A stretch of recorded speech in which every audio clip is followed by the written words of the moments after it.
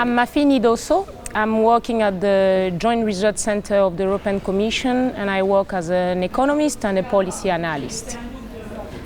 I actually have three main domains of expertise, quite overlapping, by the way. The first one is really the analysis of industrial research and innovation, so innovation dynamics in big firms.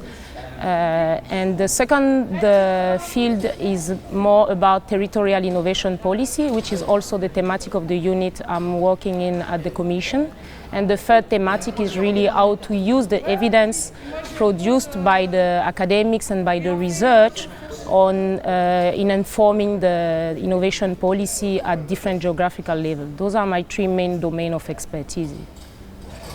In terms of current research, I have mainly two streams of research I'm following.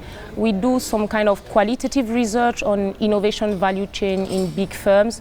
In simple terms, it's really about understanding how the big firms organize the innovation processes in terms both of geography and in terms of organizational meanings, which are the network of actors and places they are relying upon in doing or bringing new product or processes into the market. The second stream of research is really dedicated to analyzing the condition for the development of smart specialization strategies in the sub-Saharan African context.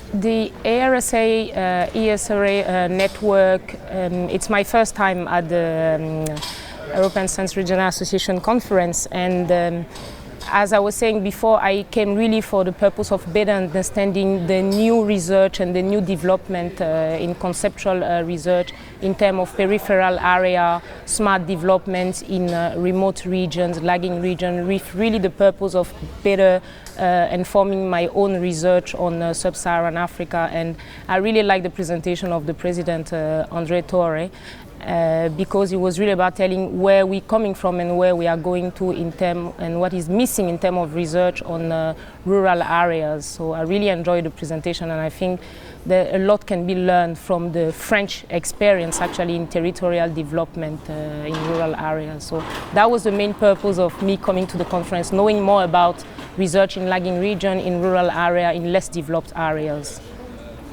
I have a bit of selfish point of view on what are the main challenge of regional science because of course of my research thematic. I think one big challenge is really how to cope with complexity. And of course we've seen here at ESRA a lot of presentation about network complexity analysis, but I think the challenge is really how to use this research to better inform policy making, accounting for the fact that policymakers do not take only the decision based on data, but also based on their value and emotion. So one of the deal of the big concern, or let's say challenge of regional science, is how to cope with complexity and how to integrate, let's say, more emotional value aspect in informing the policy making.